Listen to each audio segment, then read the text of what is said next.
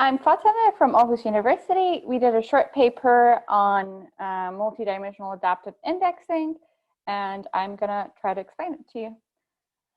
The path we took, our thought process was mostly that we're gonna start off from adaptive indexing. Now we're gonna try to extend it to multiple dimensions. We saw a couple of proposals, the Kraken-Katy tree and another proposal, quasi. We tried to, but there was no comparison, so we produced an experimental comparison. Motivation-wise, we always knew that adaptive indexing was a good idea because we don't want to do physical design. Why do we want to do this in multiple why would we want to do this in multiple dimensions though? Because there are use cases. You can see that there are needs for responding to range queries in large data sets that are also dynamic, such as the Sky Server data set. Taking a step back, what was adaptive indexing? The first, or the original idea of adaptive indexing that we built on was the database cracking, which is that we start off without an index, but we build the index as we get queries in the same time. So as we are responding to queries, we would also extend the index by adding cracks to our data and sorting them incrementally, therefore creating the index. The cracks that we would create would be added on the query bounds. A small extension that was added to this later on, was proposed to be added to this later on, would add a stochastic element to it, where we wouldn't only add cracks on the query bounds, but we'd also add cracks on random points, random locations, maybe multiple of them, or maybe just a few of them. This would be called stochastic cracking. In multiple dimensions, however, the two proposals that we are going to discuss today are called quasi and the Kraken-Katy tree. They are both based off the idea of an augmented Katy tree. Query-aware spatial incremental index, otherwise known as quasi, is basically the idea that we're going to go, it's very, very understandable in intuition, where we want to crack our data at one dimension at a time. So if you get a query, you crack it on X, then the resulting piece on Y, then the resulting piece on Z. It seems very simple, but we add a twist to it. So we say that we're going to keep the height of this Katy tree. So this is a compromise, but we're going to keep the height of the Katy tree to be at a stable D. We always have D layers. And we grow the tree width-wise. As such, it adds a certain rigidity to it. So every time your query if you're trying to respond to a query, if your query bound overlaps with a piece that needs to be cracked, you would have to crack that piece until all the pieces that you have created are smaller than the threshold. So they will no longer need to be cracked. So as such, you would not only create cracks as on the query bounds, but also on random locations. This adds robustness in place, but it adds a lot of overhead. Quasi is proposed for also spatial objects. So it's not inherently designed for spatial objects, though. So it's sort of like they have added an add-on to it. So they use a technique called the query window extension, where they extend every query by the highest width height extension of the data, and then convert the object just to the lower left point.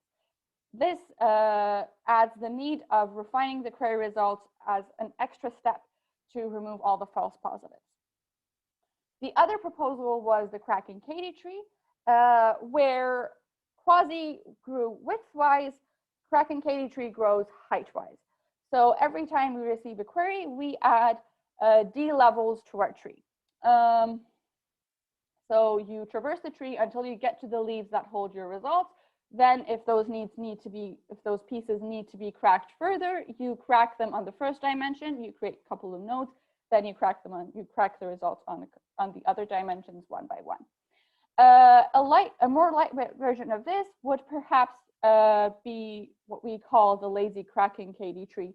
In the lazy Kraken-Katy tree, we, however, have to compromise on balance. So now we no longer have the property that each leaf in the KD tree is of the same height, but you do less work. To add a stochastic element to this idea, we propose a version of it called KDR, where we also add a random crack as well as the query bounds to each dimension as we go on. This also adds it's more compromise in terms of fan out.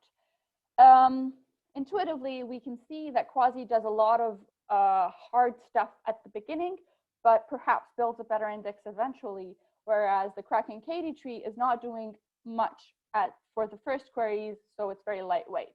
It seems inherent, or it seems very easy to understand that we would want these two to be mixed up and have a best of both worlds version of them. So we create hybrids that would act or would use the strategy of a cracking KD tree at the beginning, so they have the light overhead, but after a certain level, or after if your node is small enough, they would switch their strategy to Quasi. We will call these KDHR.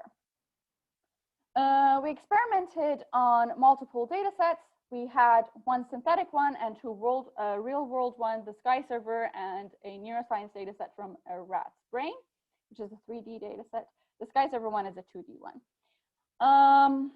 For the random workload, we have the results here for both a random, for the random data, we have here the results for both the random workload and a sequential workload. The sequential one, the most obvious thing that we see here is that the stochastic element that we added to the KD tree is paying off, and they are performing better than everyone else. Overall, we also see that our intuition was correct, even though Quasi starts off slower than everyone else. Sometimes it even pays off in the overall accumulated time, but it eventually builds a better index. So the response time, the query response time per query gets smaller than everyone else, and it gets better. If we look at the effective dimensionality in the synthesized data, we can see that Quasi may be a contender if the dimensions are small enough, but for a very high dimensions, we still have to move on perhaps to the cracking KD tree idea. For the Sky server data and the log workload that we got from the same source, we sampled the data, so we have a quarter of it here. We still see the same intuitive results that we expected. The lazy cracking KD tree is faster than everyone, but the Quasi builds a better index. So eventually in the final queries, we have faster response time per query for the Quasi version. For the overall accumulated time, this is where we see what Quasi does. So if you decide to change the ratio of workload size, query workload size to data size, you will see that if the workload is larger than the data size, then Quasi becomes faster than everyone. But whether this is actually an advantage is subject to discussion. It's also visible here that these are different sample sizes of the same data set. As this data set gets smaller with the same size of workload, Quasi becomes comes closer to the other methods. If we use a sequential workload for Quasi, where we sort it on one of the parameters, we see the stochastic variations proving their worth. Other versions of workloads also where we sort the workloads by size of the query, whether ascending or descending, we always see that the stochastic variation is always a good idea.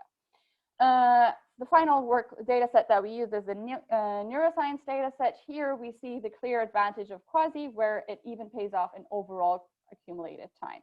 Overall, we got the same conclusions as we started off with, that Quasi has fast convergence. It does create a better index, but the cracking KD tree is more lightweight. We thought that we were going to get better results with the hybrid ideas that we had. Unfortunately, that was not the case. The best ones overall, perhaps in most of the cases, were the simple stochastic variations of the lazy cracking Katy tree. Thank you very much, and I am available if you have any questions.